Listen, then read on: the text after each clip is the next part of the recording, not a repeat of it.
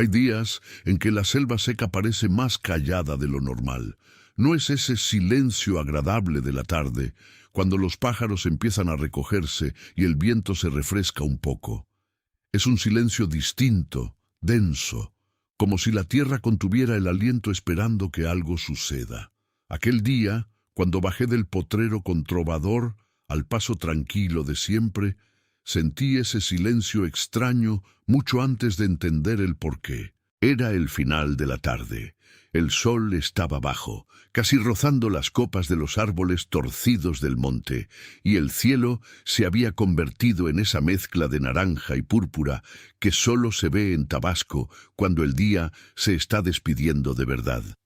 El polvo fino levantado por el viento seco flotaba sobre el camino de tierra como una neblina color óxido, y el calor del día, que había sido agobiante desde la mañana, finalmente empezaba a ceder ante un aire más fresco que subía despacio del suelo reseco. Me llamo Benedicto, Benedicto Araujo Caldas, para quien quiera saber el nombre completo, pero aquí en el rancho todos me conocen simplemente como Don Bento. Tengo 53 años, pasados en su mayoría aquí en esta tierra dura y hermosa del trópico seco, entre Villahermosa y el fin del mundo. Soy ganadero desde antes de heredar la tierra de mi padre, quien la heredó de su padre, que desbrozó este suelo en la época en que no había caminos ni nombre en el mapa. Y soy viudo desde hace 2 años. 2 años que parecen 2 siglos, cuando la casa es grande y silenciosa, y la cama tiene un lado que nadie más ocupa. Doriña, María de los Dolores Caldas, mi esposa de 21 años, se fue una mañana de martes sin avisar bien. Su corazón simplemente se detuvo mientras trapeaba el portal. Yo estaba en el potrero cuando el peón vino corriendo. Alcancé a tomar su mano, pero no a hacer nada más. El doctor dijo que fue rápido, que no sufrió. Aprendí a creérmelo porque la alternativa era no poder dormir nunca más. Desde entonces, la hacienda se convirtió en mi único compañero de verdad. Y Trovador. Trovador es un caballo negro, grande, con una mancha blanca en forma de estrella en la frente. Tiene 12 años y más kilómetros recorridos en sus patas que mucha gente en su vida. Aprendí a leer al caballo a lo largo de los años, y él aprendió a leerme a mí también. Nos comunicamos más por el silencio que por la voz, un apretón leve de las riendas, un toque de espuela en el costado, y él entiende. De la misma manera que yo entiendo cuando disminuye el paso sin que se lo pida, o cuando sus orejas se giran hacia alguna dirección antes de que yo vea algo. Ese día había pasado toda la jornada arreando un hato de ganado desde el potrero del fondo hasta el corral cerca de la casa principal.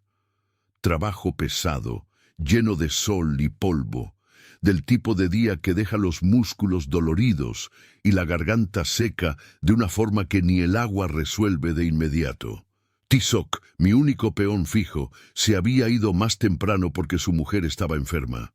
Yo me quedé solo para terminar el trabajo, lo cual no era novedad. Desde que Doriña se fue, aprendí a hacer muchas cosas, solo que antes ni notaba que alguien me ayudaba a hacer. Cuando terminé de cerrar el portón del corral y monté a Trovador para volver a la casa, el sol ya estaba en ese punto bajo que avisa que tienes menos de 1 hora de buena luz. El camino de tierra que cruza el rancho de lado a lado tiene unos 3 kilómetros de largo, con pasto crecido a ambos lados y, de vez en cuando, un árbol seco o un gran termitero que usamos como referencia para saber dónde estamos. Iba despacio, sin apuros, dejando que Trovador escogiera el paso. Estaba pensando en Doriña, como pensaba todas las tardes a esa hora. Era una costumbre que no podía romper. Ese horario entre el trabajo y la cena siempre había sido el de ella. Ella se sentaba en el portal con un vaso de jugo o café, esperando que yo llegara. Cuando la veía aparecer a lo lejos en el camino, ella levantaba la mano. Era un gesto simple, sin palabras, pero que lo decía todo. Estoy aquí. Puedes venir. La casa está encendida. Ahora el portal quedaba vacío a esa hora. Aprendí a no mirarlo cuando llegaba. Fue en ese estado mental, entre el cansancio del cuerpo y ese peso habitual que cargo en el pecho desde que ella se fue, que Trovador aminoró el paso.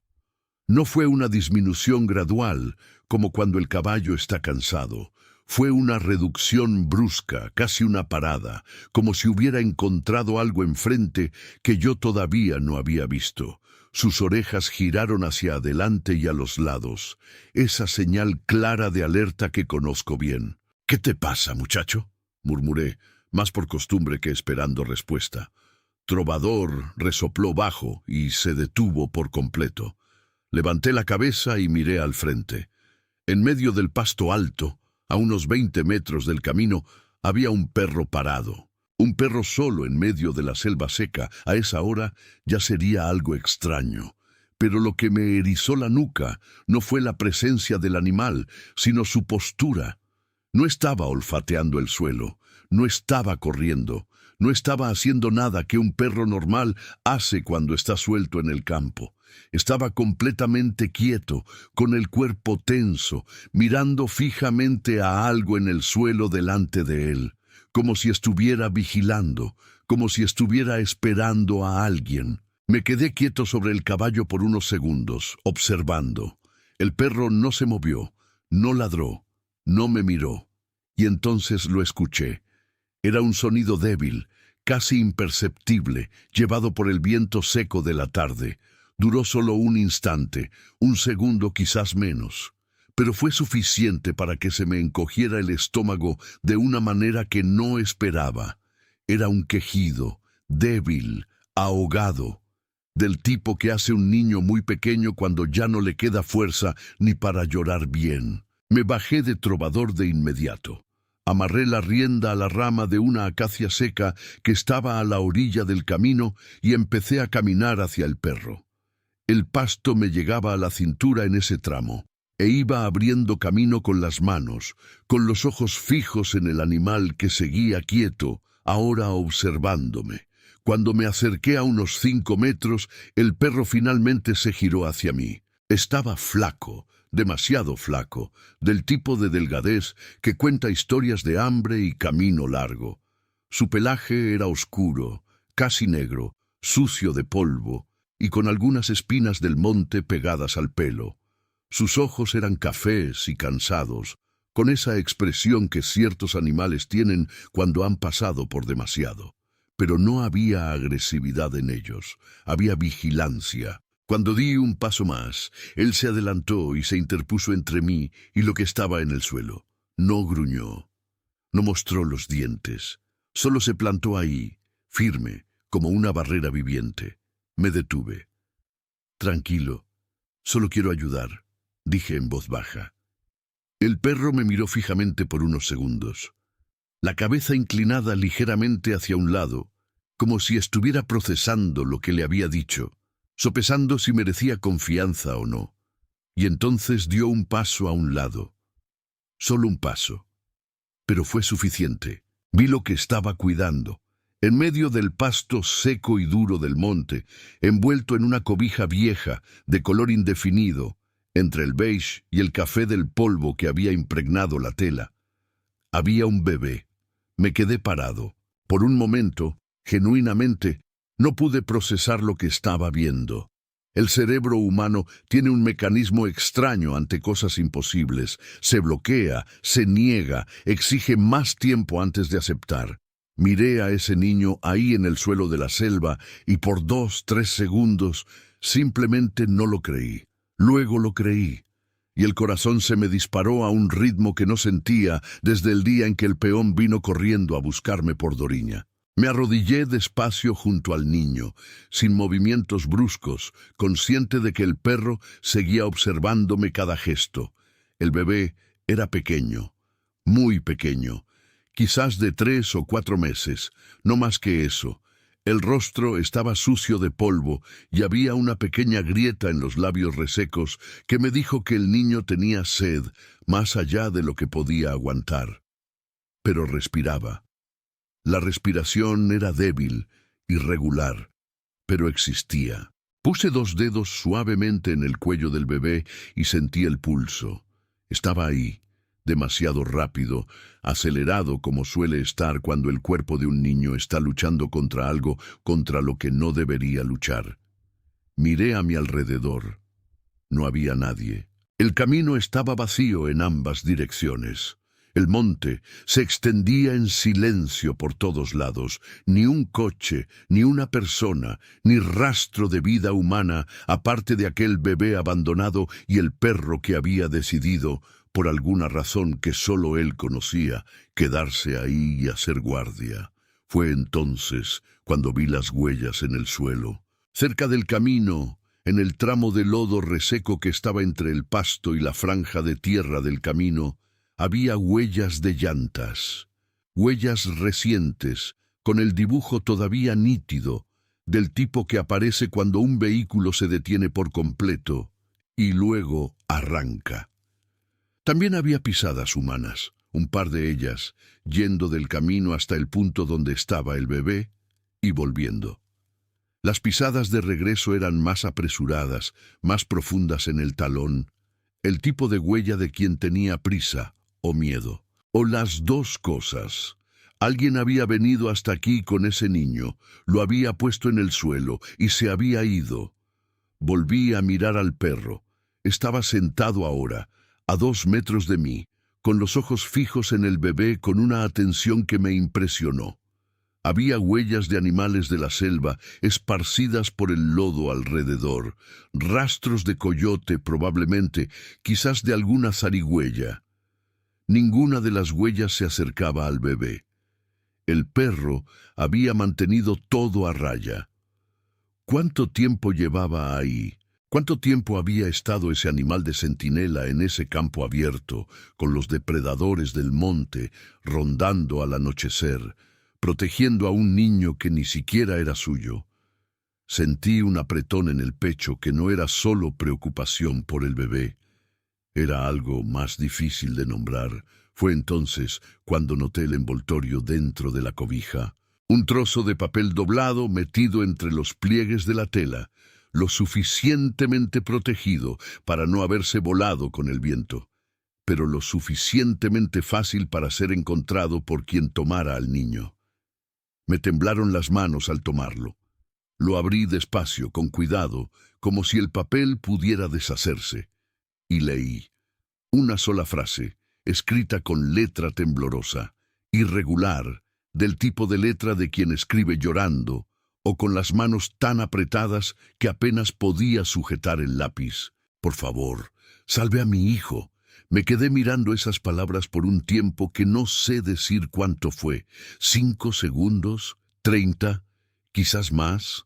Esa frase me entró al pecho de una manera que pocas cosas en la vida habían logrado hacer, porque no era una frase de abandono, era una frase de desesperación, de alguien que no quería dejar a ese niño, pero que no tenía ninguna otra salida.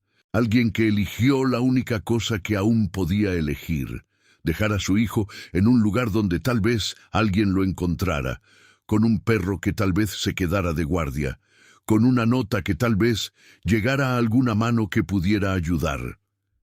Tal vez toda la vida de ese niño dependía de un montón de tal vez. Doblé la nota y la guardé en el bolsillo de la camisa, junto al corazón. No sé por qué, fue instinto. Entonces miré al bebé y tomé la decisión.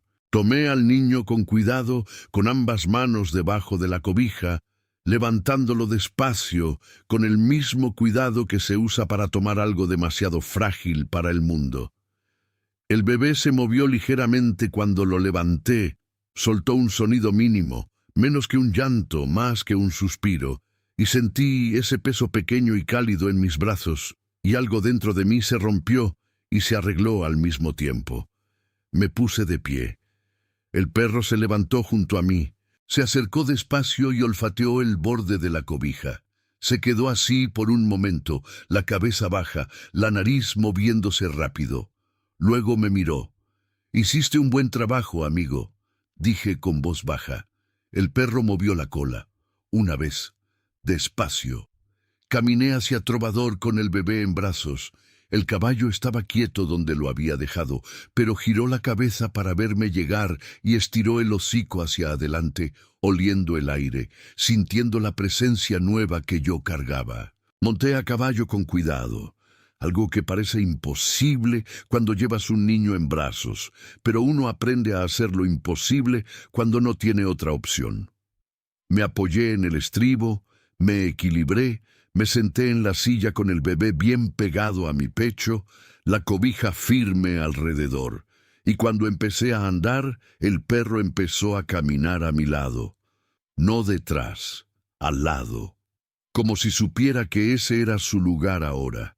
El cielo estaba casi oscuro. Las primeras estrellas empezaban a aparecer sobre la selva seca. El viento se enfrió del todo y el polvo se asentó. Y yo, Benedicto Araujo Caldas, viudo desde hace 2 años, hombre acostumbrado al silencio y a la pérdida, iba por el camino de tierra con un bebé en brazos y un perro al lado, pensando algo que no esperaba pensar ese día. Quizás el destino sabe lo que está haciendo, lo que el monte guardaba. La casa principal del rancho quedaba a poco más de 2 kilómetros del punto donde había encontrado al bebé.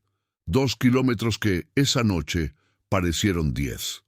Trovador andaba al paso más cuidadoso que he visto en ese caballo en 12 años de convivencia. Parecía que entendía lo que llevaba. No tropezó ni una sola vez, incluso en el tramo del camino donde el suelo está lleno de hoyos cerca del estanque. Iba despacio, firme, como si hubiera recibido una orden que nadie tuvo que dar en voz alta. Sostenía al bebé con el brazo izquierdo pegado al pecho y las riendas flojas en la mano derecha. La cobija vieja estaba enrollada alrededor del niño lo mejor que pude. No era suficiente para el frío que estaba cayendo, pero era lo que había. El aire de la selva seca de noche cambia rápido. De tarde era seco y caliente, y en menos de 1 hora ya tenía ese frescor cortante que sube del suelo después de que el sol se va.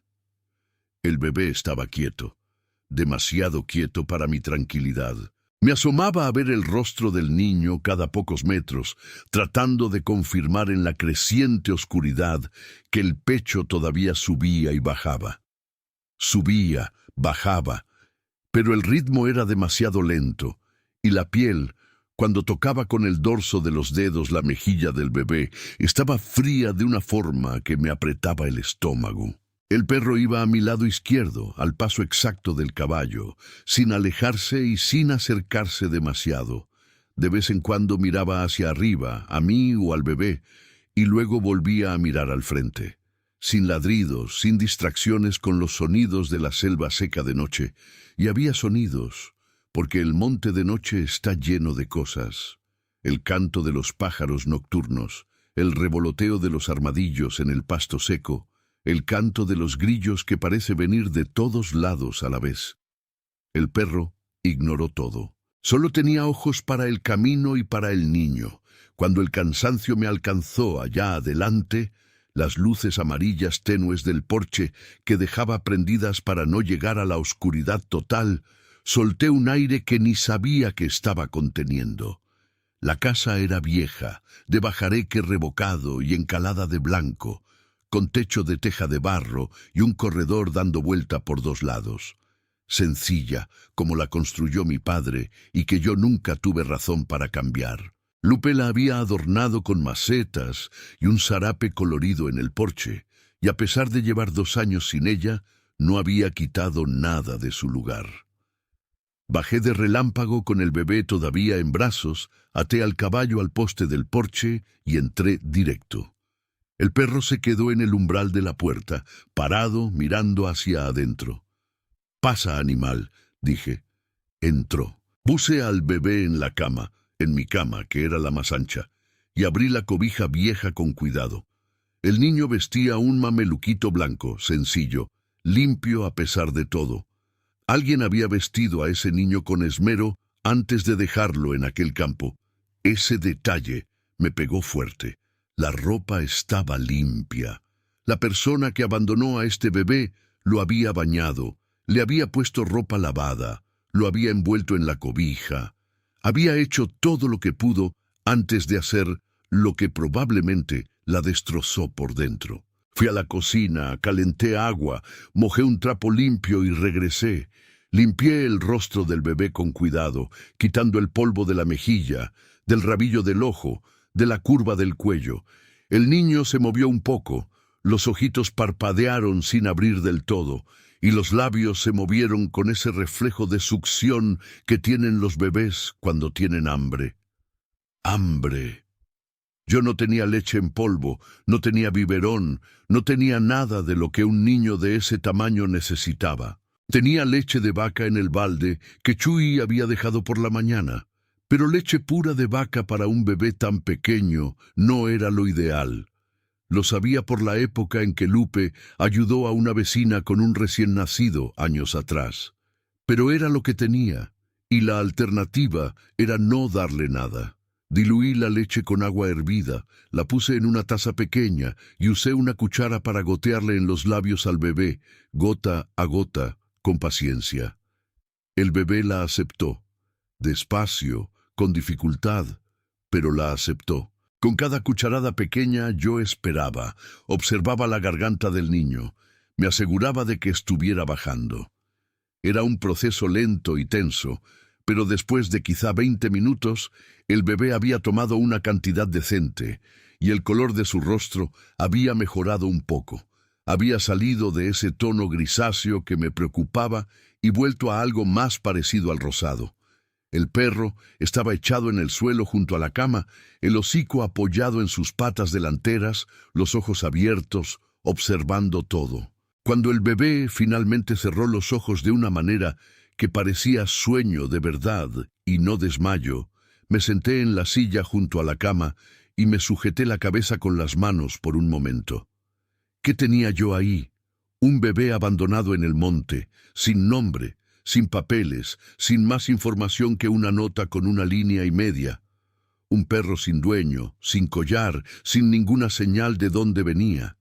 Y yo, un ranchero viudo, sin hijos, sin parientes cercanos, sin la menor idea de qué hacer con un recién nacido. Saqué la nota del bolsillo y la leí de nuevo.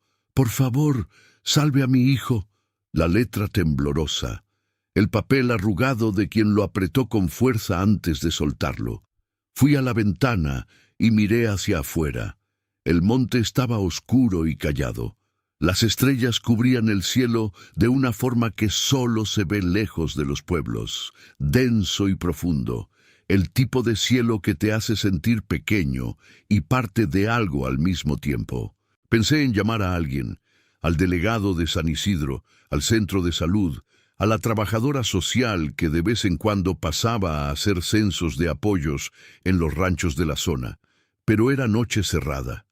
El camino al pueblo tenía 32 kilómetros de terracería y en esta época del año, con las lluvias recientes, había al menos 2 tramos que no me arriesgaría a recorrer de noche con un niño enfermo.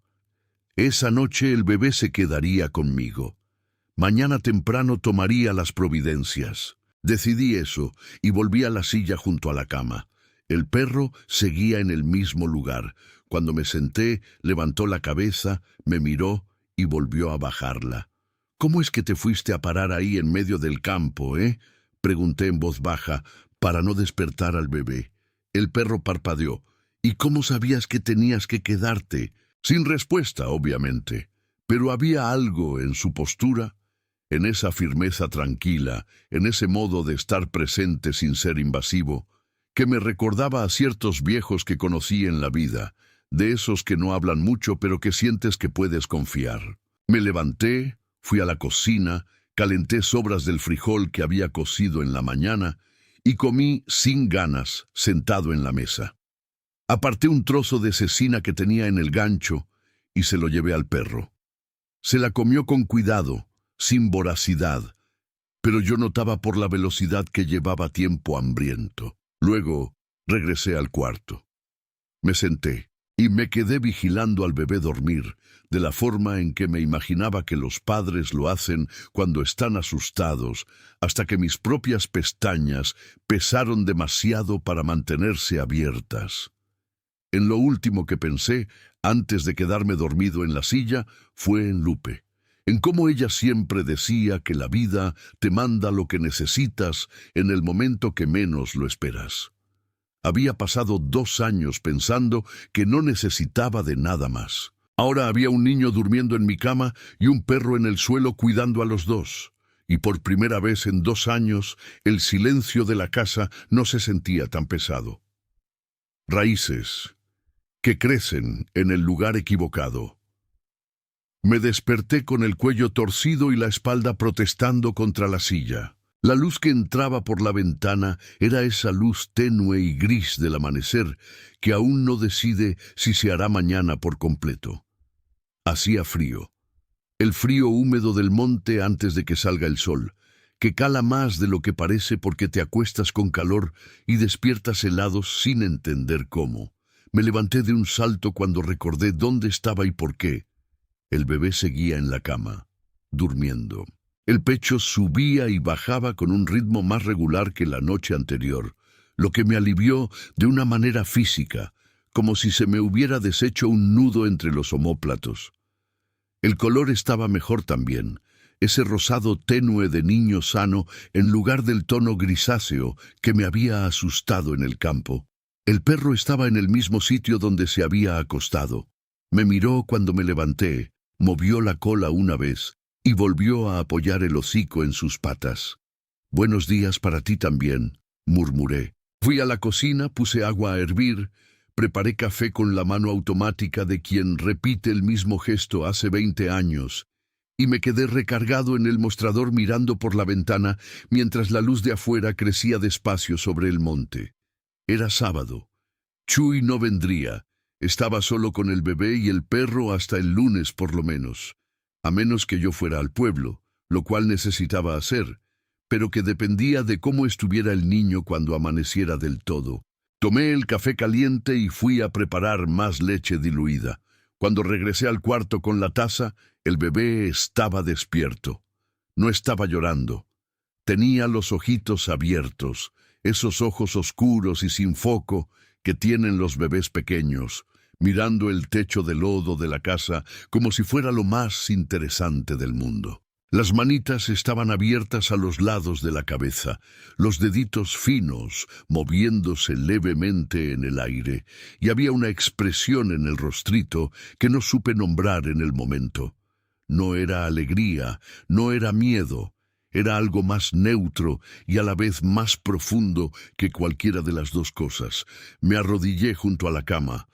«Hola», dije en voz baja. El bebé giró los ojos en mi dirección. Tardó un poco en enfocar, su vista a esa edad todavía está aprendiendo, pero cuando lo hizo, se me quedó viendo con esa atención total que solo un niño pequeño puede dar, sin filtros, sin reservas, sin ninguna de las capas que los adultos ponen entre ellos y el mundo. Le ofrecí la cuchara con leche. El bebé la aceptó con más facilidad que la noche anterior. Bebía con mejor fuerza, tragaba sin problema, y cuando terminé lo que había en la taza, el niño abrió la boca buscando más. Lo que casi me hizo sonreír, porque es difícil no sonreírle a un bebé hambriento que pide comida. El perro se había levantado y estaba parado a mi lado, mirando al bebé comer con esa atención constante que tenía. «¿Tienes nombre, mi amigo?», le pregunté al animal, sin voltear la cabeza.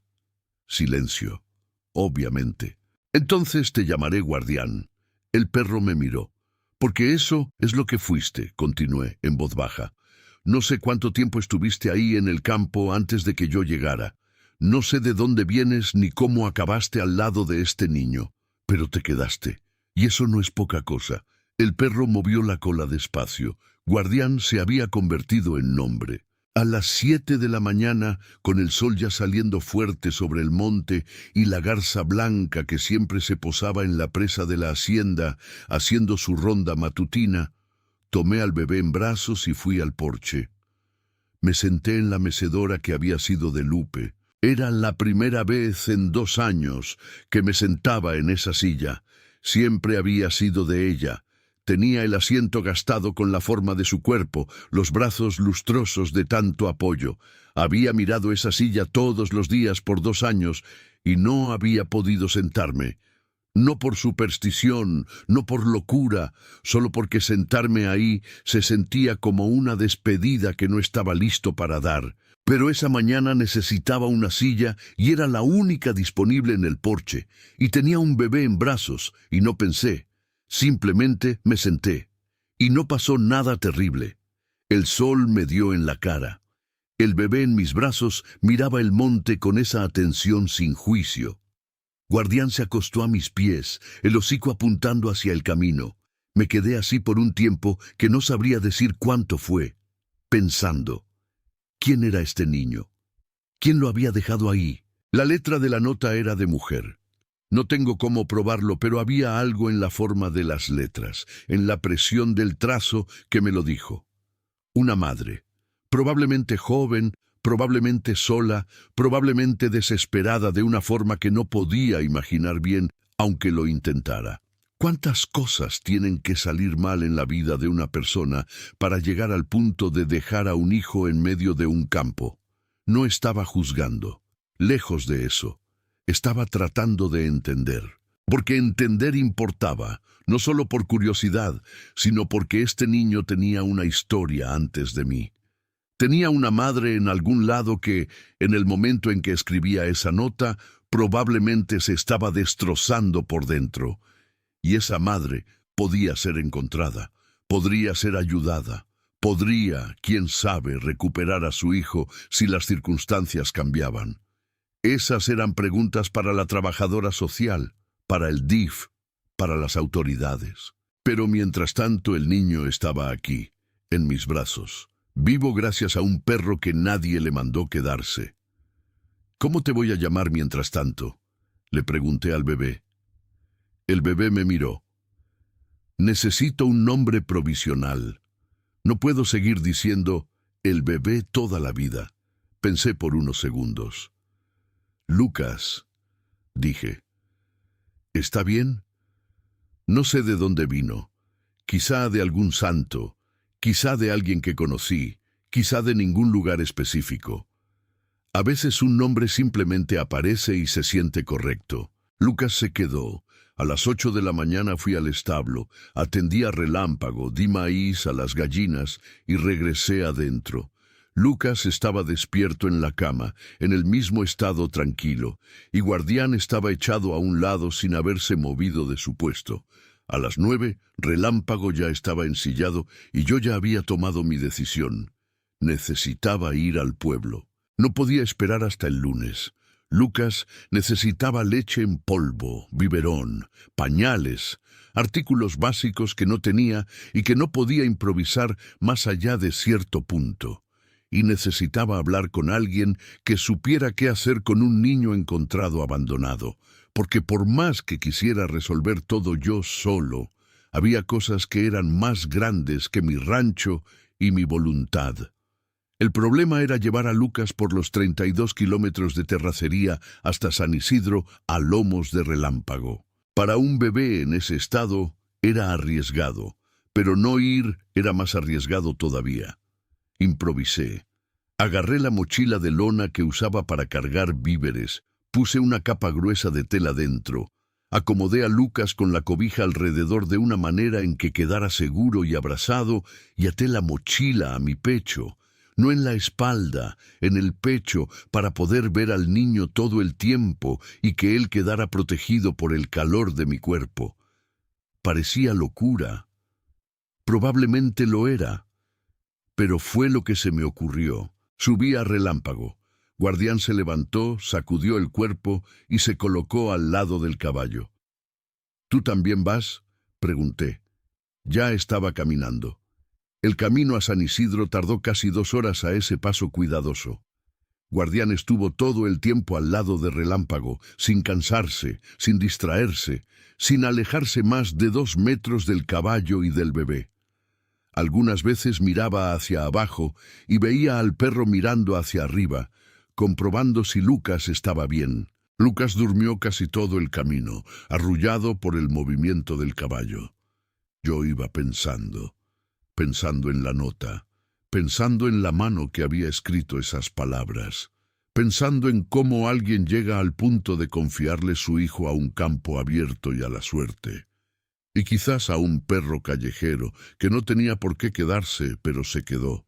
Cuando las primeras casas de San Isidro aparecieron allá adelante, sentí una mezcla de alivio y de peso. Alivio porque habría ayuda.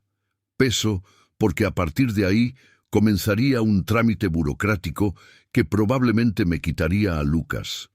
Y yo no me había dado cuenta en esas horas que ya había comenzado a pensar en él como alguien a quien no quería devolver a la nada de donde había venido. Pero aún no entendía todo.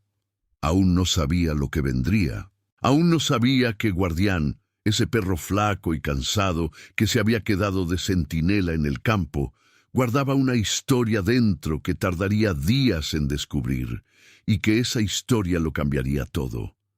¿Qué reveló el pueblo? San Isidro no es grande. Quien lo conoce sabe que es de esos pueblos del interior que crecieron demasiado rápido y sin planificación, con calles pavimentadas en el centro y lodo en las orillas, mercado, farmacia, centro de salud, una comandancia pequeña y mucha gente que se conoce por nombre y apellido y por la historia de la familia. El tipo de pueblo donde una novedad corre más rápido que un coche. Así que cuando entré en la calle principal en un caballo negro con un bebé atado al pecho y un perro oscuro a un lado, no tardaron 30 segundos para que la gente en la banqueta dejara de hacer lo que estaba haciendo y se quedara mirando. No me importó. Fui directo al centro de salud. Até trueno al poste de la banqueta, lo cual técnicamente no se permite, pero nadie en Buriticupu se va a quejar si traes un bebé cargando. Y entré con Lucas todavía en la mochila de lona al pecho y Guardián pegado a mi pierna. La recepcionista se levantó de su silla al verme entrar. «Don Bento, ¿qué le pasó?»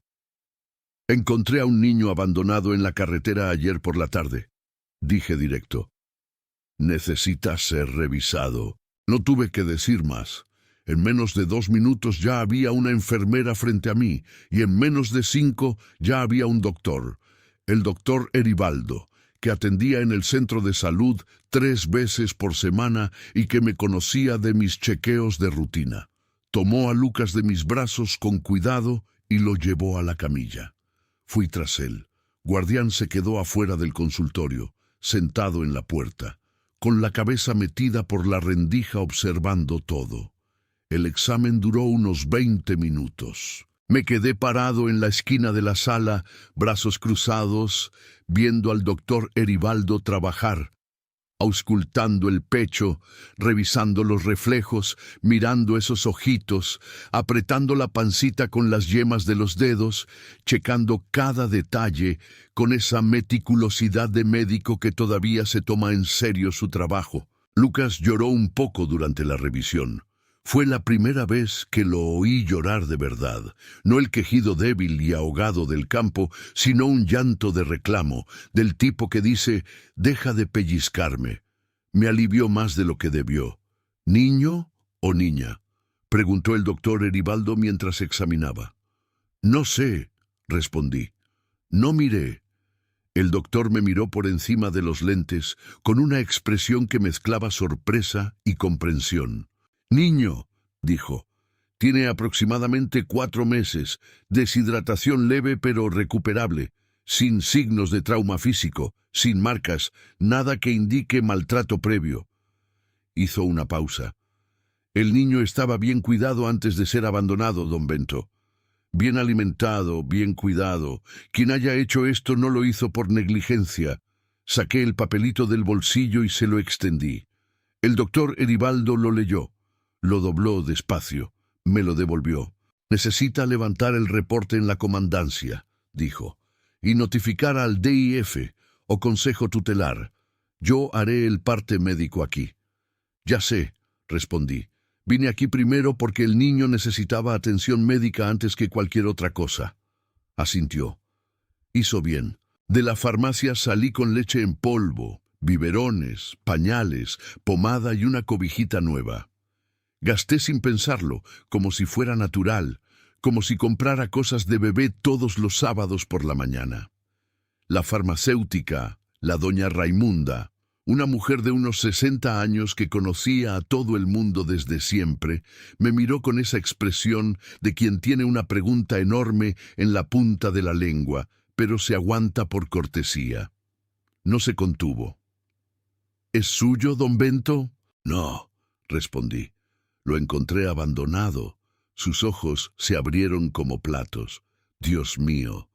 Sí, Dios mío, doña Raimunda, coincidí. Tomé las bolsas y salí. La comandancia era un edificio pequeño de ladrillos pintado de amarillo deslavado, con una patrulla vieja estacionada enfrente y un ventilador de techo girando adentro que hacía más ruido que viento. El comandante se llamaba Silverio, hombre corpulento de unos 45 años, bigote canoso, con un andar lento que no indicaba pereza, sino esa calma de quien ya ha visto mucho y aprendió que apurar no sirve de nada. Me conocía bien. La hacienda ha estado en la región por generaciones, y cualquier problema que surgiera en las propiedades de la zona pasaba por su escritorio. Le conté todo, desde el principio: Trueno deteniéndose solo en la carretera, Guardián en medio del pastizal, el quejido débil llevado por el viento, el bebé en la cobija, las huellas de llantas, el papelito. Silverio escuchó todo sin interrumpirme ni una vez, lo cual era señal de que se lo estaba tomando en serio. Anotó en un cuaderno de tapa negra, hizo algunas preguntas quirúrgicas: hora aproximada, ubicación exacta, dirección de las huellas, y luego cerró el cuaderno y me miró. Las huellas de las llantas, dijo. Se fijó si eran de carro pequeño, moto, camioneta. Llanta ancha, respondí. Surco profundo, camioneta o carro más grande. Y solo había un par de huellas humanas, de talla de mujer o un hombre pequeño. Silverio anotó algo más. No hay cámaras en ese tramo, claro, murmuró, más para sí mismo que para mí. Claro que no, confirmé. Es monte bajo, selva. Asintió lentamente. Voy a notificar al DIF municipal. Mientras la situación se resuelve burocráticamente, ¿está dispuesto a quedarse con el niño bajo su custodia provisional? No necesité pensar. Estoy dispuesto. Silverio me miró por un segundo con esa expresión que los viejos del campo usan cuando quieren decir algo, pero están sopesando si deben hacerlo. Don Bento, dijo despacio, usted sabe que esto puede tardar. El DIF, papeleo, investigación. Puede llevar semanas, meses. Lo sé, dije, y usted está solo en la hacienda. Lo estoy, sin mujer, sin hijos, sin parientes cercanos. Silverio, lo interrumpí con calma, entiendo lo que me está diciendo y le estoy diciendo que estoy dispuesto. Se quedó mirándome unos 2 segundos más. Luego firmó el papel. Fue a la salida de la comandancia, donde sucedió lo inesperado. Estaba en la banqueta, acomodando a Lucas en la mochila de lona en mi pecho, cuando Guardián, que había quedado amarrado al poste afuera durante toda mi plática con el comandante, comenzó a actuar de manera diferente. Estaba de pie, tenso, orejas erguidas, el hocico apuntando hacia la calle. No estaba ladrando, estaba olfateando, con esa concentración absoluta de perro que ha encontrado un rastro que reconoce. Miré en la dirección a donde él miraba. La calle estaba movida como es normal en sábado en Buriticupú. Gente caminando, niños corriendo, motos pasando. Nada que yo pudiera ver que fuera incorrecto. Pero Guardián había cambiado completamente su postura. Di un paso en la dirección que él miraba, solo para ver qué pasaba. Caminó junto a mí, adelante, la nariz pegada al suelo y luego levantada, alternando entre el piso y el aire con esa mecánica de búsqueda que usan los perros rastreadores. ¿Qué pasa?, pregunté en voz baja. Siguió andando, guiándome sin guiarme. No era un perro entrenado. No había orden, solo un instinto que estaba siguiendo y que yo, por alguna razón que no supe explicar en ese momento, decidí seguir también. Doblamos en un callejón lateral. Había un pequeño bar en la esquina, de esos con mesas de plástico en la banqueta y cerveza helada escrita en cartón en la ventana. Había una tiendita con costales de arroz en la puerta. Había una casa de puerta cerrada con una bicicleta apoyada en la pared. Guardián se detuvo frente a esa casa. Se quedó viendo la puerta cerrada, se quedó mirando unos 30 segundos, sin moverse, sin hacer ruido. Luego se giró hacia mí, y no sé cómo describir lo que vi en los ojos de ese perro en ese momento. No era expresión animal, era la expresión de alguien que sabe algo que tú aún no sabes y está tratando de decírtelo de la única manera que puede. Sentí el frío bajarme por la espalda. Toqué a la puerta. Nadie contestó. Toqué de nuevo, más fuerte. Después de un largo silencio, escuché un sonido interno, un arrastrar de silla, pasos lentos. La puerta se abrió. Era una mujer joven, tendría unos 20 y tantos, quizás 23, 24, demasiado flaca, ojos hundidos de quien no duerme desde hace días, cabello recogido de cualquier manera, una expresión en el rostro que mezclaba agotamiento con el tipo de miedo que queda después de que el problema ya sucedió. Me miró. Miró a Lucas frente a mí, y se puso completamente blanca. Sus ojos se llenaron de agua en menos de un segundo, de esa forma incontrolable, que viene de un lugar demasiado profundo para tener contención. Guardián entró por la puerta antes de que cualquiera de nosotros dijera algo. Fue directo hacia ella, recargó su hocico en la mano de ella, despacio, y ahí lo entendí. Ese perro no era un chucho callejero que había encontrado un bebé por accidente. Ese perro era de ella, y ella era la madre de Lucas, el peso de una elección imposible. Me quedé parado en el umbral de la puerta. No entré, no retrocedí. Me quedé ahí como quien no sabe si debe avanzar o retroceder, sosteniendo a Lucas en el pecho y mirando a aquella mujer que miraba al bebé con una expresión para la que no tenía palabras. No era una sola expresión. Eran varias al mismo tiempo, capas superpuestas de cosas que no cabían en un solo rostro. Amor, culpa, alivio, desesperación, vergüenza, todo junto, sin espacio para respirar entre una cosa y otra. Guardián estaba recargado en su pierna, quieto, la cola moviéndose despacio. «Puedes pasar», dijo, con una voz tan baja que apenas escuché. Entré. La casa era pequeña, sala y cocina en un solo ambiente, un corredor corto que debía llevar a un cuarto, piso de cemento pulido, paredes sin ningún adorno. Había una silla de plástico, una mesa, un calentador de agua de 2 quemadores y una hamaca colgada en la esquina. Sobre la mesa había un vaso de agua a la mitad y nada más. Era la casa de alguien que estaba de paso o de alguien que había llegado sin nada y aún no había podido juntar nada. Ella se sentó en la silla porque sus piernas parecían no sostenerla más. Yo me quedé de pie, Lucas en el pecho, mirándola. «¿Eres la madre de él?», no pregunté, afirmé. Cerró los ojos y asintió una vez. «¿Cómo me encontraste?», preguntó, aún sin mirarme. «No fui yo», respondí. «Fue él». Abrió los ojos y miró a Guardián. El perro estaba sentado a su lado, el hocico apoyado en su rodilla, mirando hacia arriba con esos ojos castaños y cansados. Un sonido salió de su garganta que no era llanto ni palabra. Era algo entre las dos cosas. El tipo de sonido que se escapa cuando el dolor es demasiado grande para caber en ninguna forma conocida. «Dejaste a Guardián con él a propósito», dije.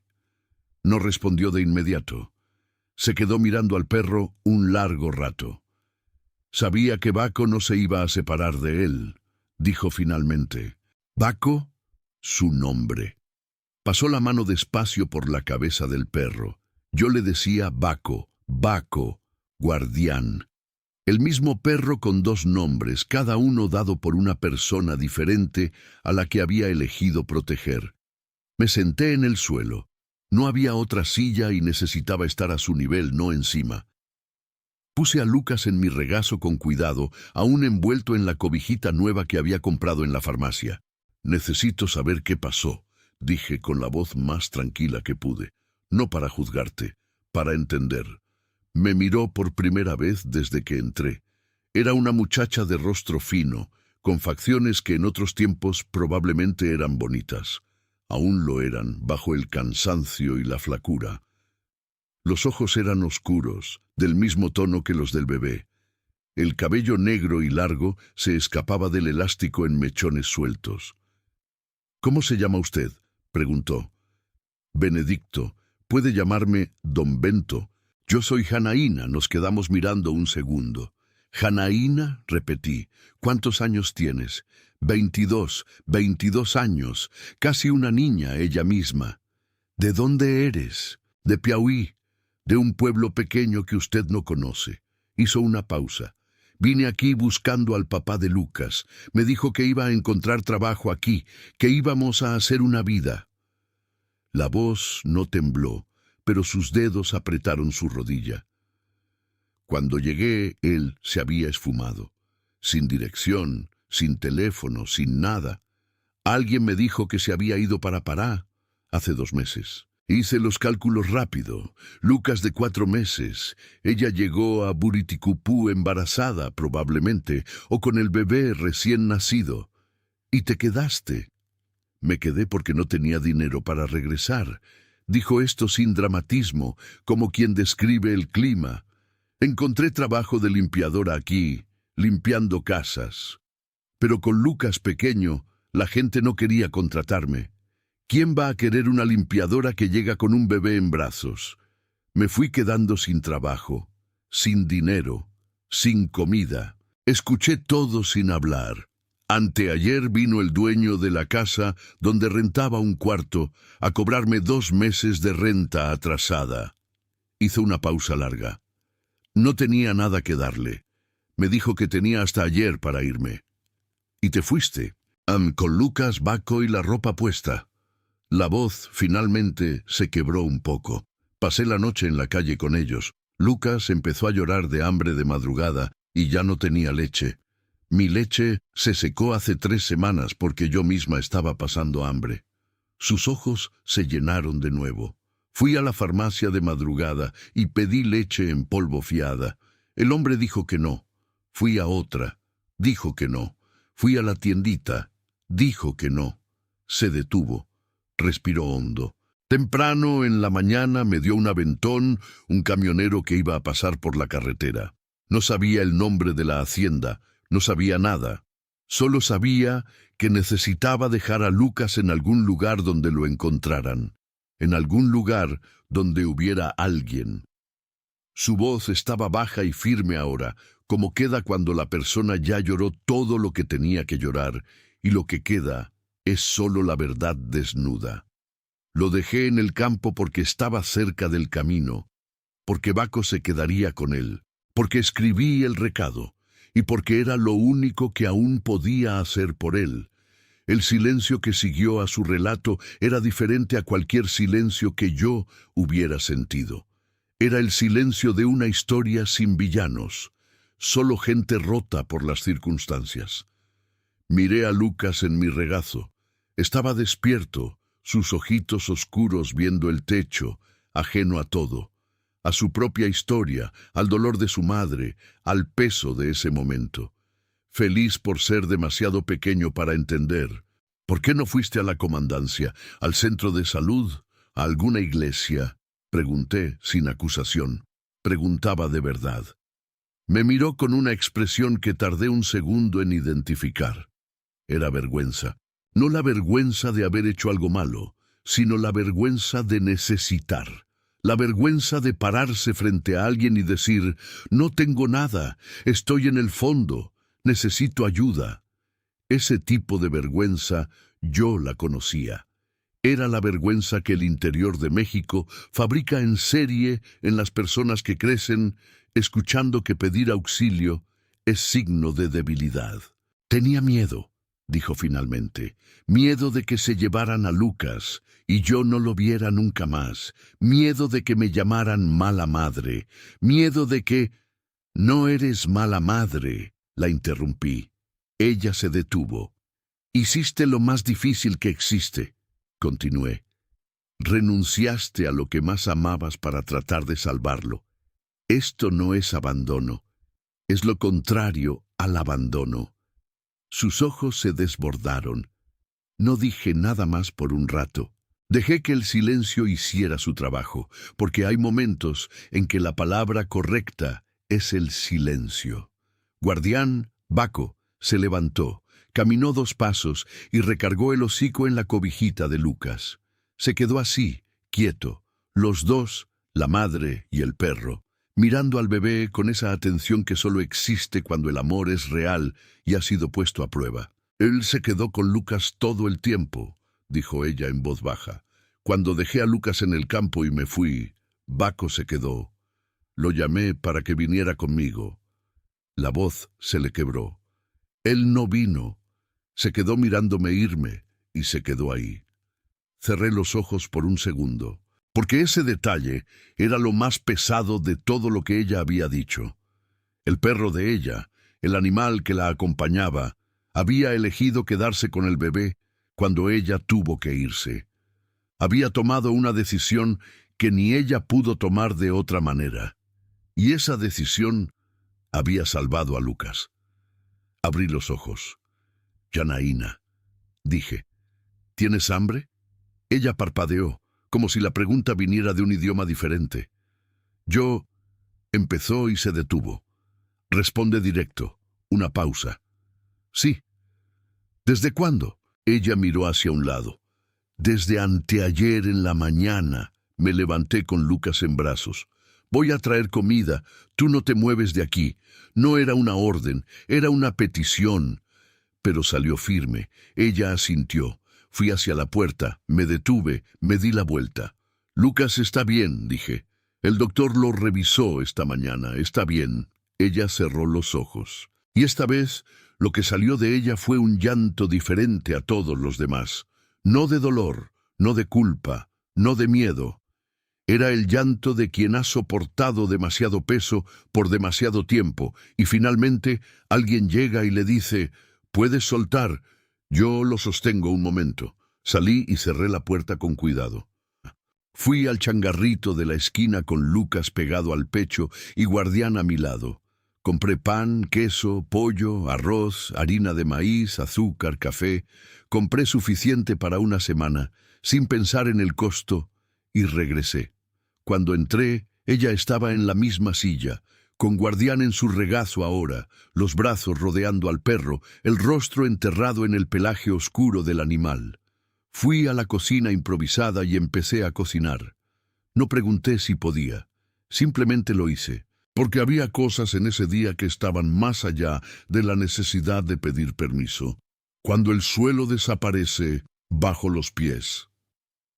El pollo fue lo que más tardó. Mientras la olla estaba al fuego, me senté en la mesita de la cocina con Lucas en brazos y fui preparando el biberón con la leche en polvo que había comprado. Janaína siguió en la sala un rato, callada, con Guardián encima. No forcé la conversación. Dejé que el silencio hiciera su trabajo, como el silencio sabe hacerlo cuando la gente necesita tiempo y no palabras.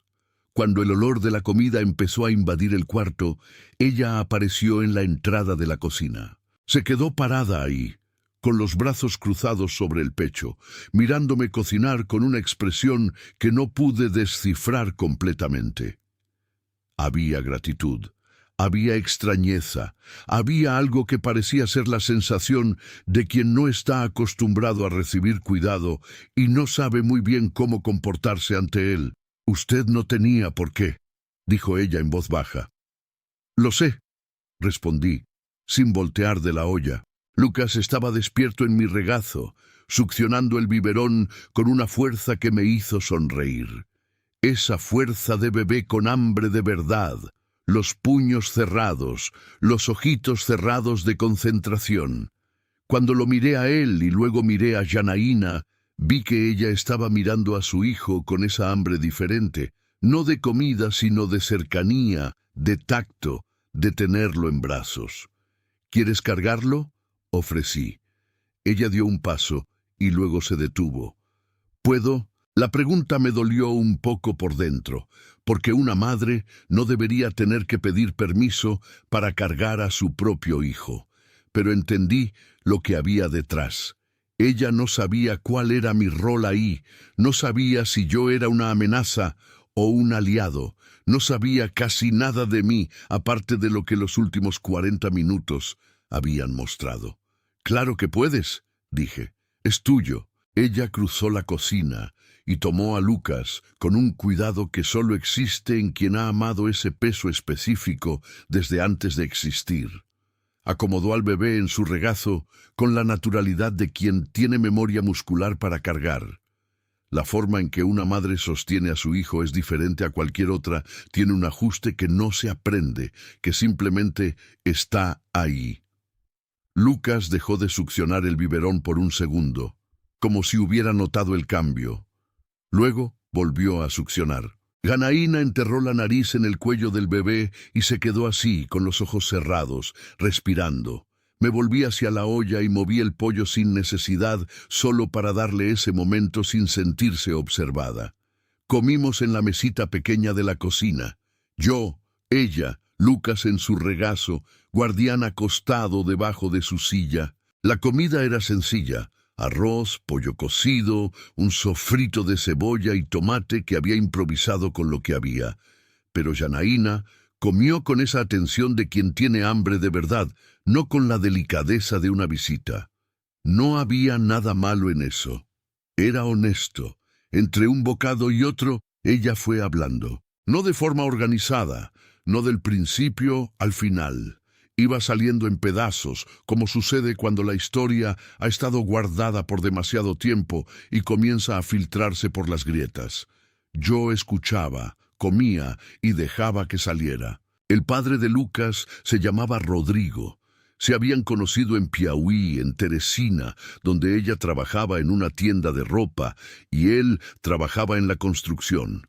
Salieron durante 8 meses. Cuando ella quedó embarazada, él le prometió todo: casa, familia, futuro.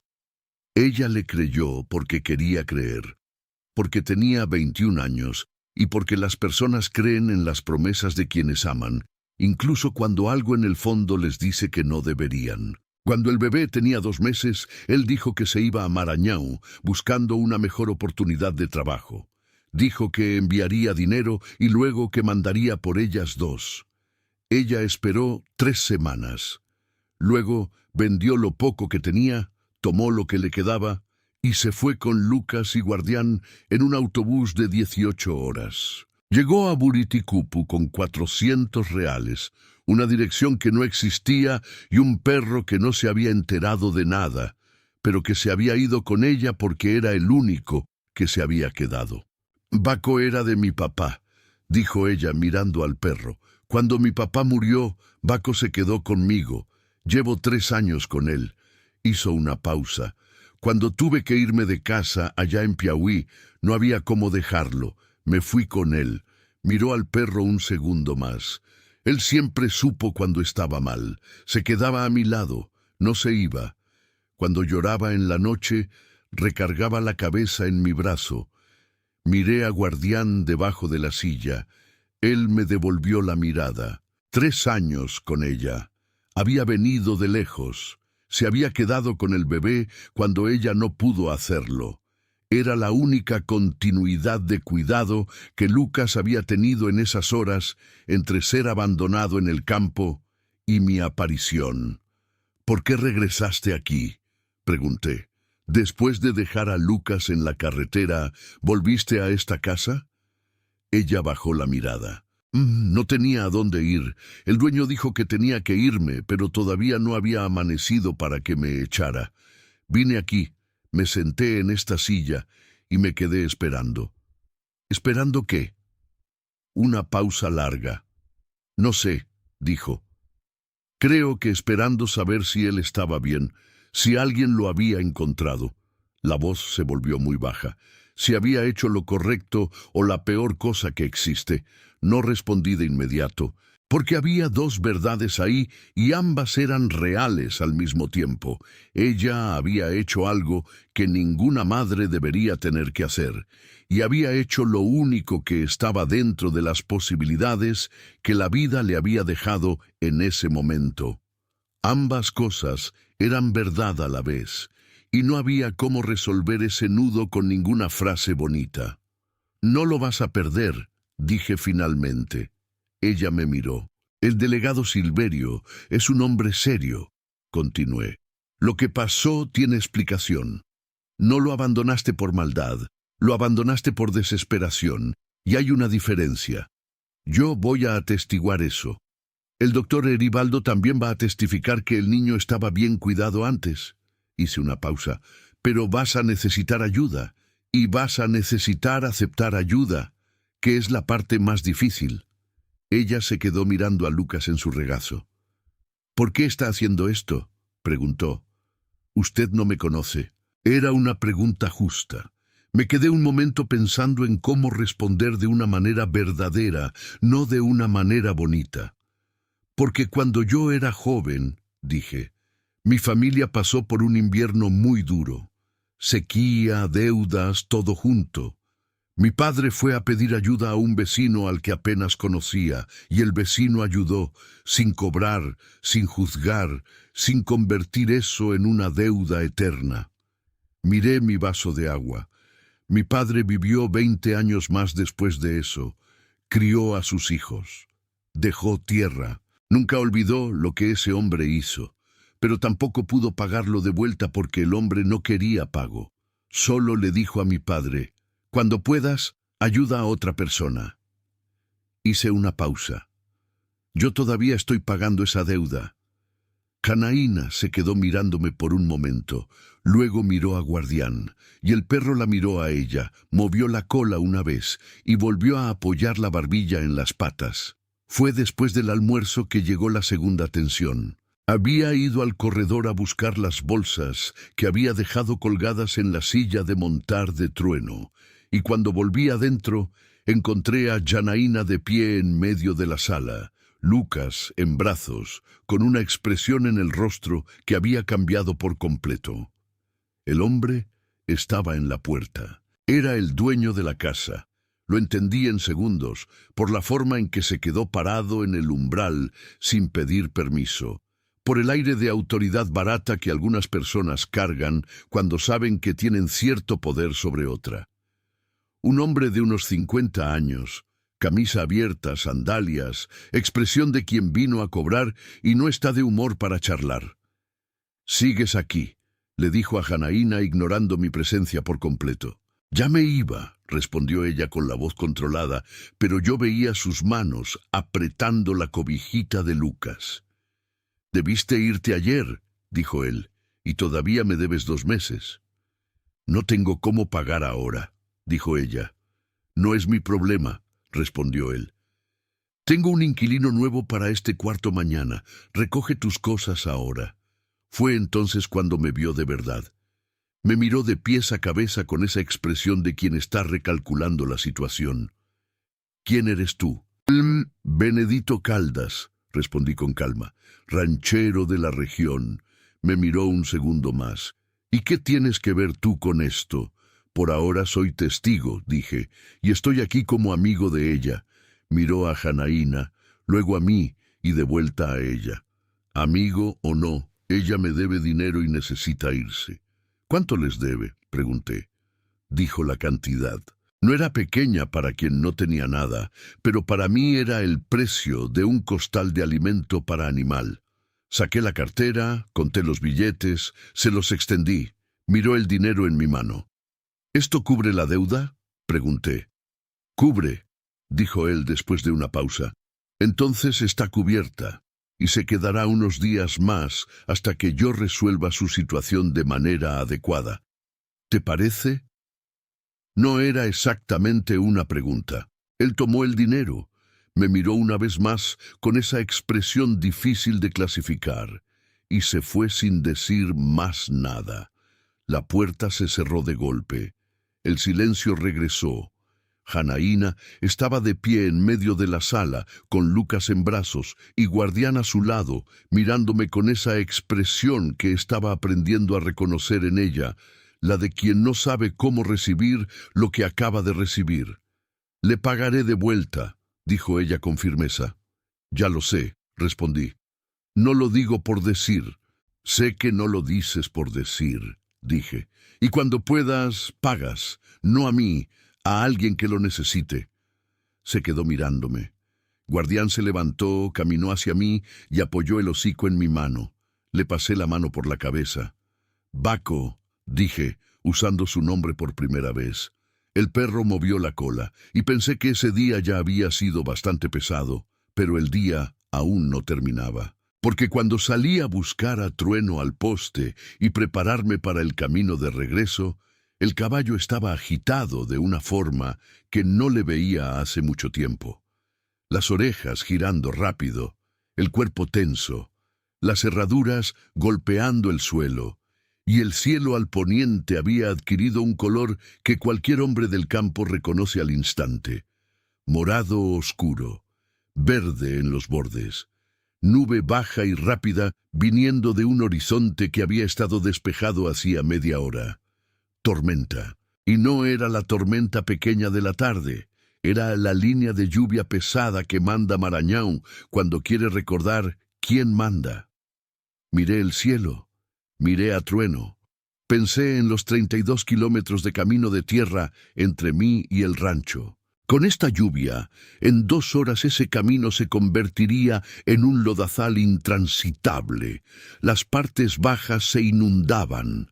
El puente de madera sobre el arroyo a mitad del camino quedaba cubierto de agua. Si no salía en los próximos 30 minutos, no saldría hasta el día siguiente. Pero ahí estaba Janaína dentro de esa casa, con Lucas y Guardián, sin dinero, sin comida para más de un día, sin seguridad más allá de lo que había logrado establecer en pocas horas. Volví a entrar. «Van a ver temporal», dije. Ella miró por la ventana. «Lo sé». Luego me miró a mí. «Usted tiene que irse». «Tengo que hacerlo», confirmé. Nos quedamos mirando. «Mañana en la mañana vuelvo», dije. «Con Tiao, mi peón. Volveremos a hablar con Silverio. Vamos a contactar al DIF, Consejo Tutelar. Vamos a resolver esto de una manera que no te quite a Lucas». Hice una pausa. «Pero necesito que te quedes aquí. Necesito que no entres en pánico y hagas algo precipitado. ¿Puedes?» Ella respiró hondo. «Puedo. Hay comida para hoy y mañana en la mañana en la cocina». «Sí hay. Y tienes a él», dije mirando a Guardián. Ella bajó la mirada hacia el perro. «Siempre está él», dijo en voz baja. Monté a Trueno. El cielo ya estaba retumbando al poniente, ese trueno lejano que avisa que viene algo serio.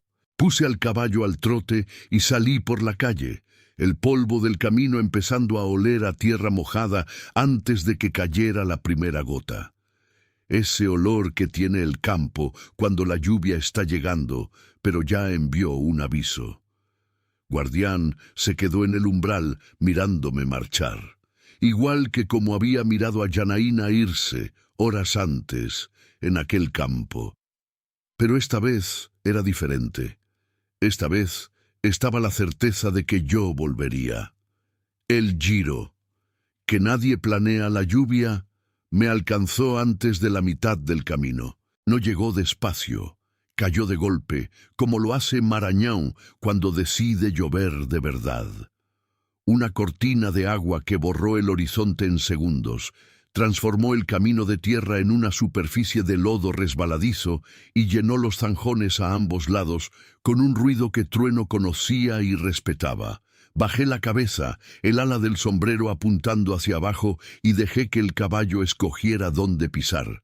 Trueno iba despacio, cauteloso, probando el suelo a cada paso. En los tramos más bajos del camino, el agua ya corría cruzada, un hilo marrón y rápido que crecía mientras yo miraba. Tuve que rodear 2 veces los caminos que solía usar e ir por el tramo más alto, más largo, que bordeaba el bajo del estanque vecino. Llegué al rancho empapado hasta los huesos. Cuidé de Trueno primero. Siempre el caballo primero. Eso me enseñó mi padre y nunca lo olvidé. Lo sequé, lo froté con un paño seco, le di maíz y agua, y cerré el establo contra el viento que había cambiado junto con la lluvia. Después entré. La casa estaba igual que como la había dejado. Grande, silenciosa, con la mecedora del porche balanceándose sola por el aire húmedo que se colaba por las rendijas. Pero había algo diferente ahora, y tardé un momento en identificar qué era. Era la ausencia de ese peso pequeño y cálido que había cargado en el pecho todo el día. La ausencia del guardián a mis pies. La casa tenía el mismo tamaño de siempre, pero de repente ese tamaño parecía equivocado. Demasiado grande de una manera que no me había molestado en 2 años, pero que ahora, después de un día con Lucas en brazos y guardián a mi lado, volvía a pesar. Fui a la cocina, calenté café y me senté en la mesa. Saqué la nota del bolsillo. Por favor, salve a mi hijo. Miré esas palabras por un rato. Luego miré la silla vacía al otro lado de la mesa, la silla de Dorita, donde ella se sentaba a tomar café cada mañana, con el pelo todavía suelto y un trapo de cocina en el hombro, porque siempre estaba haciendo 2 cosas a la vez. Pensé en lo que ella habría dicho si estuviera aquí.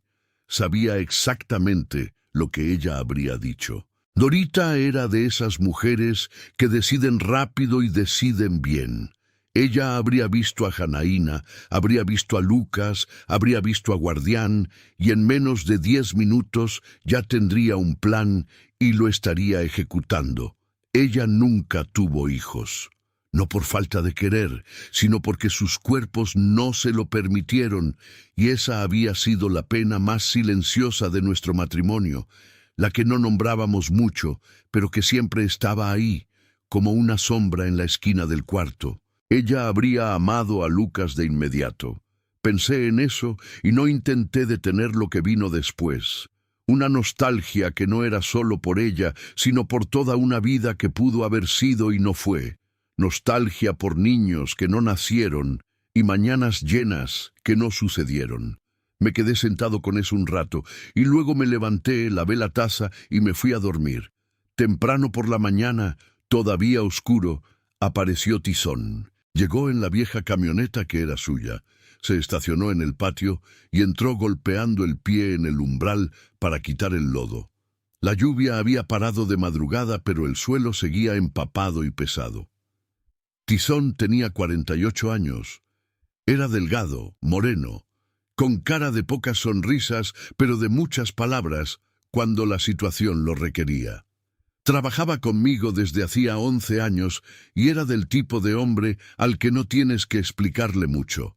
Él ve, él entiende, él hace. Le conté todo mientras tomábamos café en la cocina.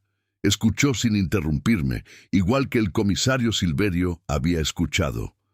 Cuando terminé, se quedó mirando la taza por unos segundos. ¿Y ahora qué?, preguntó. Ahora vamos al pueblo, respondí. ¿Tú te encargas de los animales aquí mientras estoy fuera? Me encargo. Puede tardar todo el día. Ya sé. Así era Tizón. Sin drama, sin preguntas de más.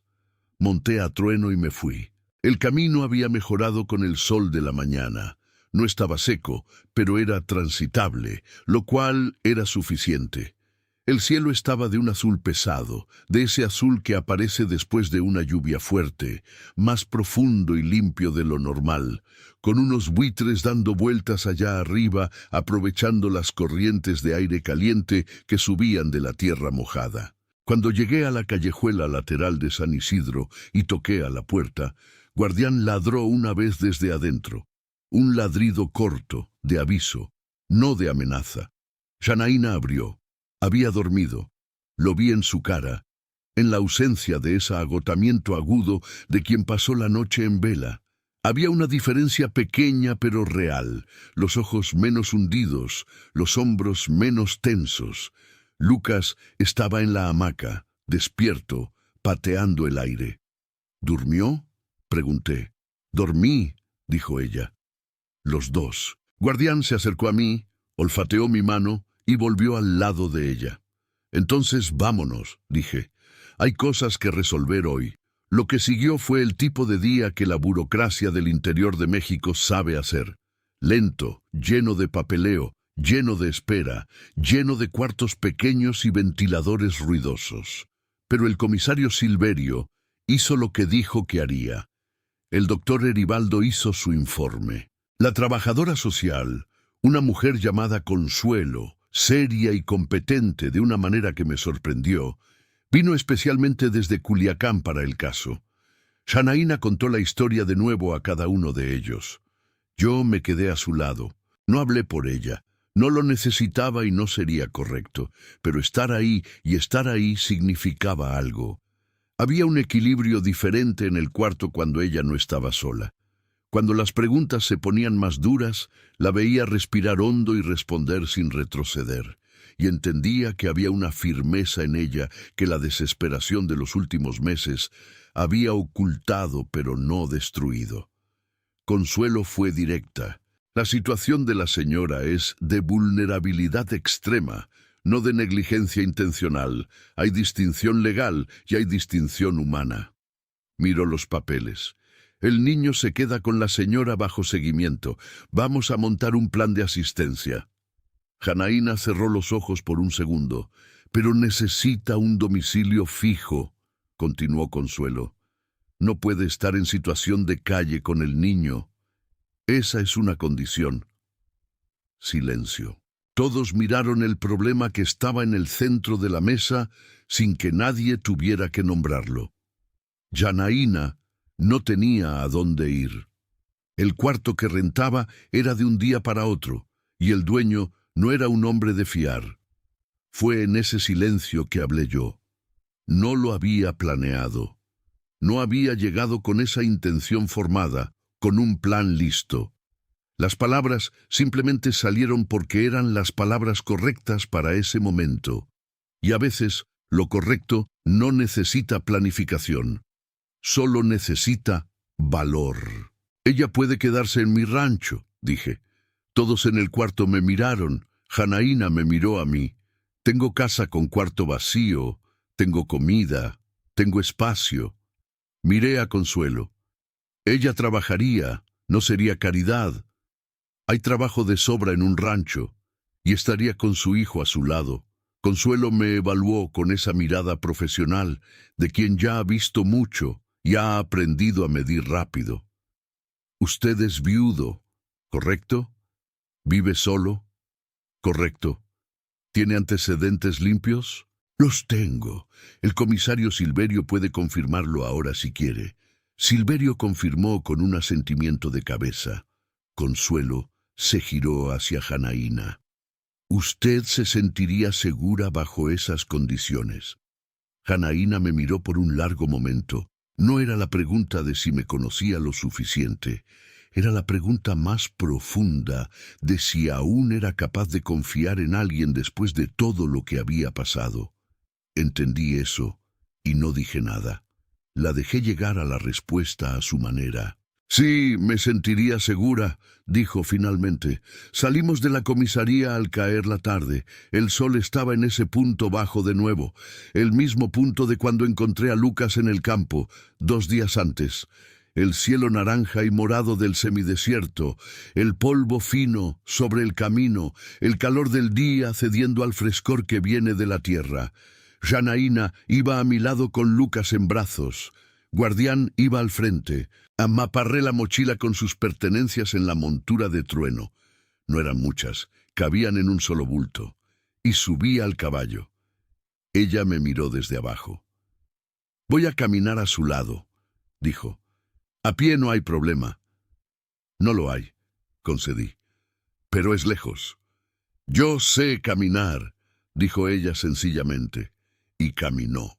Los 3 kilómetros desde el pueblo hasta el punto donde tomábamos el camino del rancho, ella fue a pie al lado de Trueno, Lucas en brazos, Guardián adelante. No se quejó una sola vez, no pidió parar.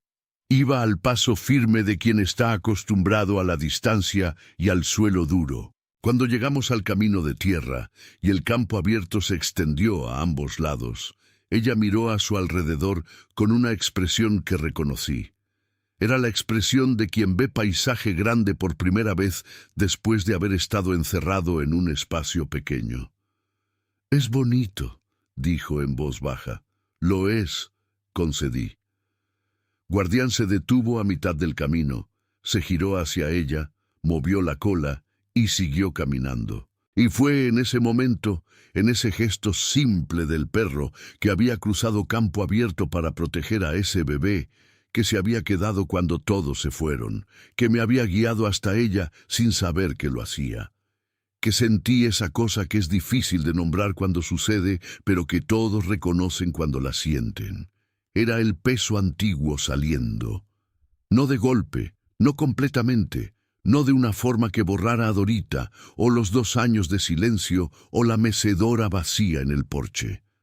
Pero saliendo, despacio, de la forma en que las cosas pesadas se van cuando la vida pone algo nuevo en tus manos y te das cuenta de que tus manos todavía funcionan, que todavía pueden sostener, que todavía tienen una fuerza que habías olvidado que existía. Miré a Lucas en los brazos de Janaína, a Janaína caminando firme en el camino de tierra, a Guardián adelante, la cola levantada, el paso seguro, a Trueno debajo de mí, que se había detenido solo 2 días antes porque sintió algo que yo aún no había sentido. Y pensé en lo que le había dicho a esa nota que había estado en el bolsillo de mi camisa desde entonces. Por favor, salve a mi hijo.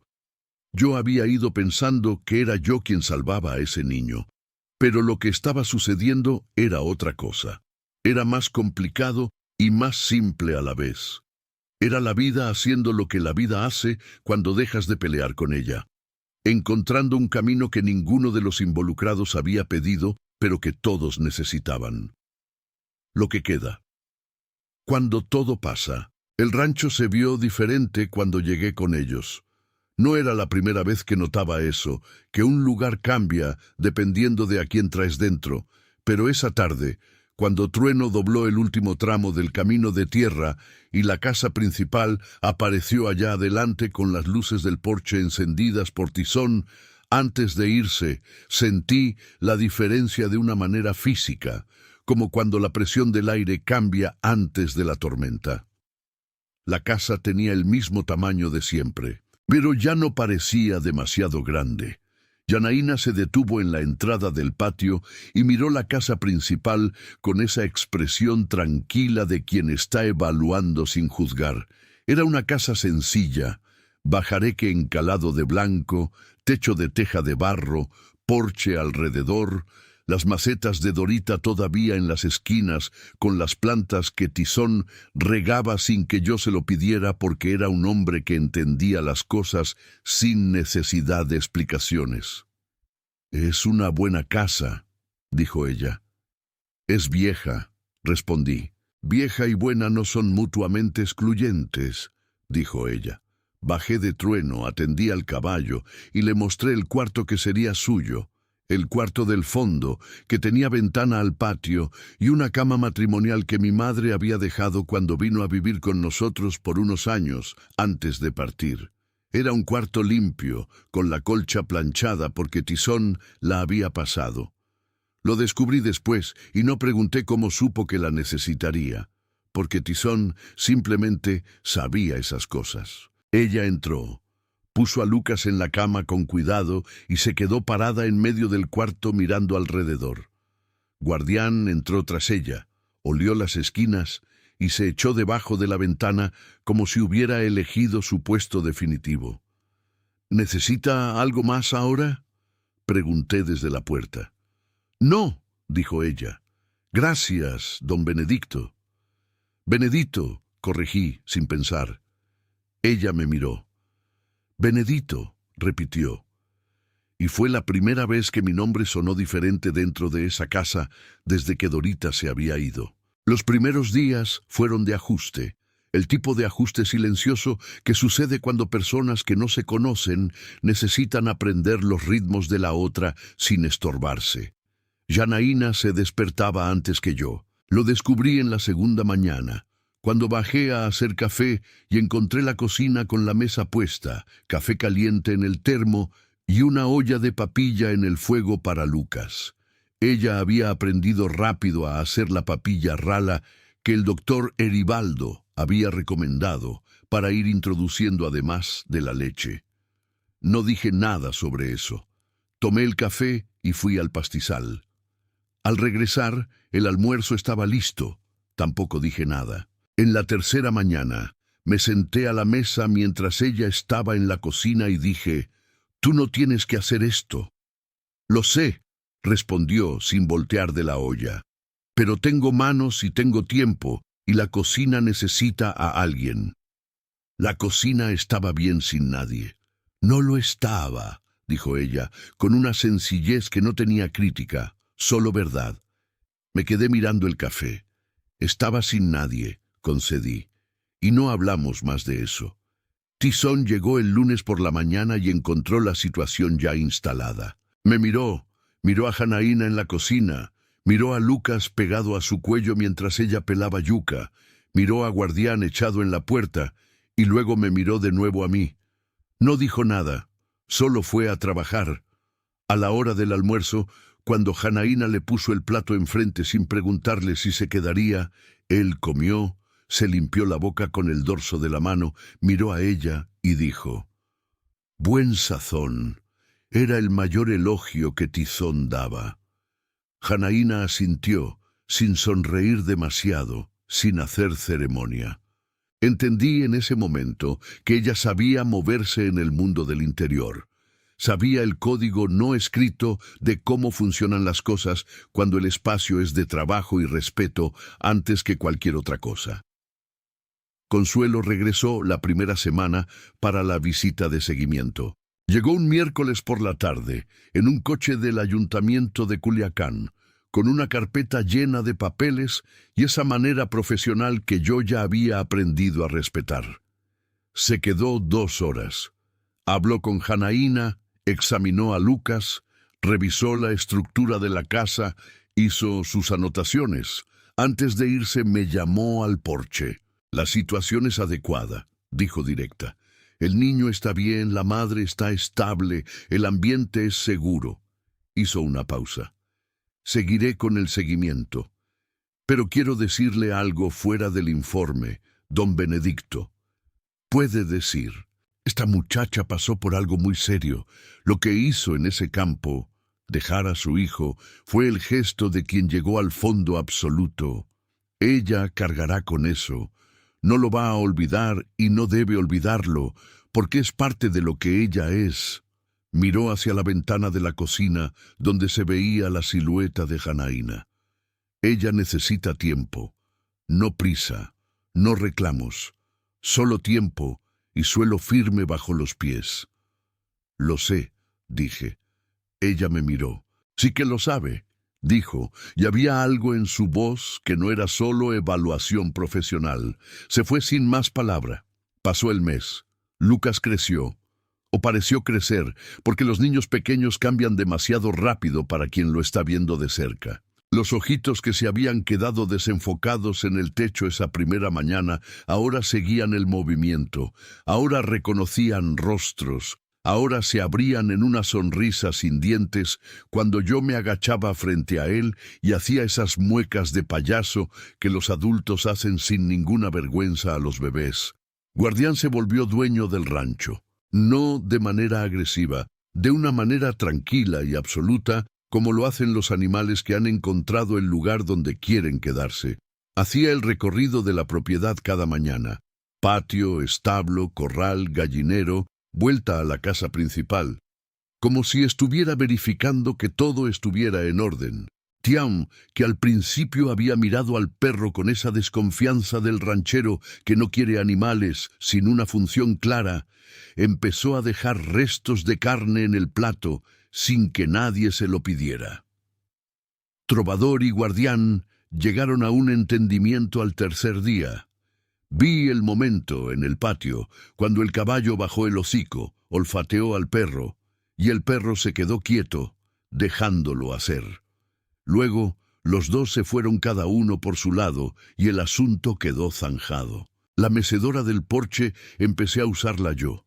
No fue una decisión, fue sucediendo.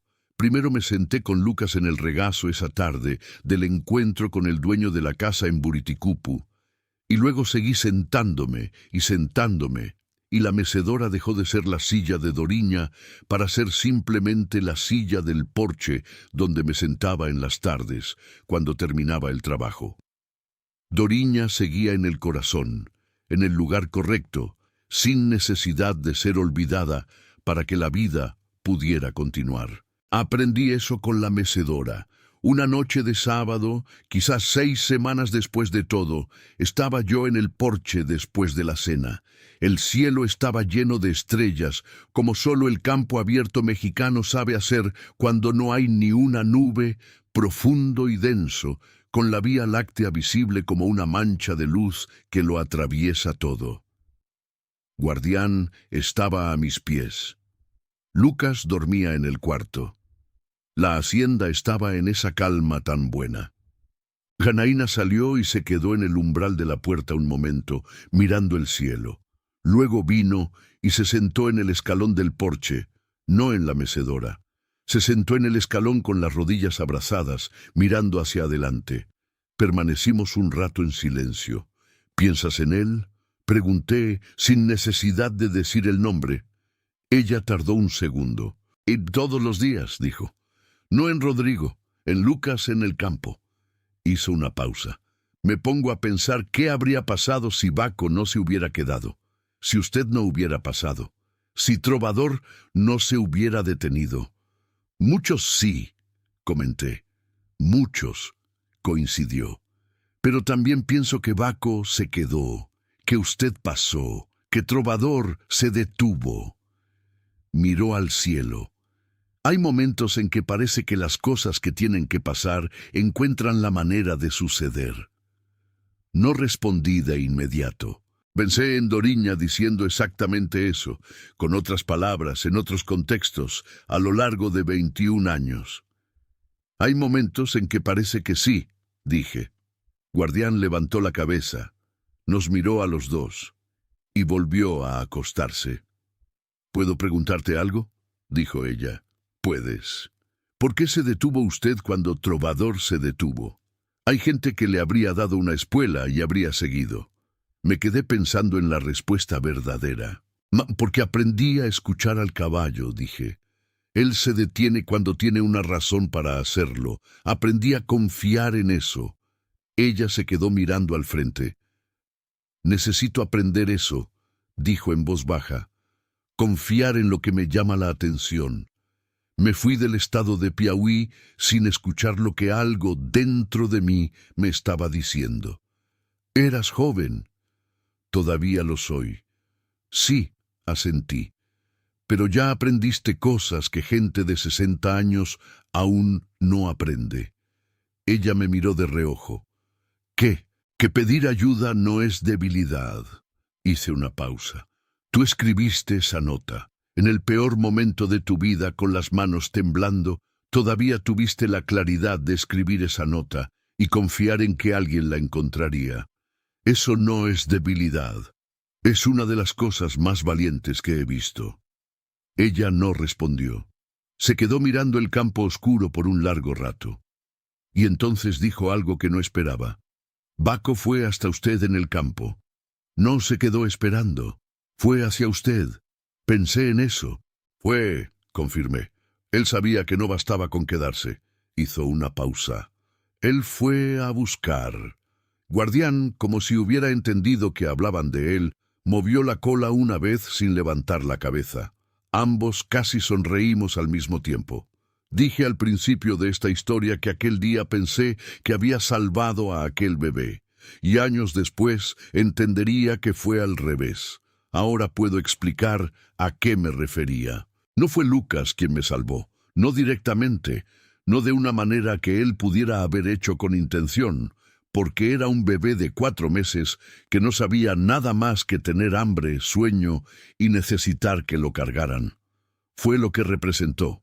Fue trovador deteniéndose sin que yo se lo pidiera, obligándome a levantar la cabeza de mi propio luto y mirar lo que tenía enfrente. Fue guardián quedándose en el campo cuando todos se fueron, enseñándome que a veces lo más importante que existe es simplemente no abandonar el puesto.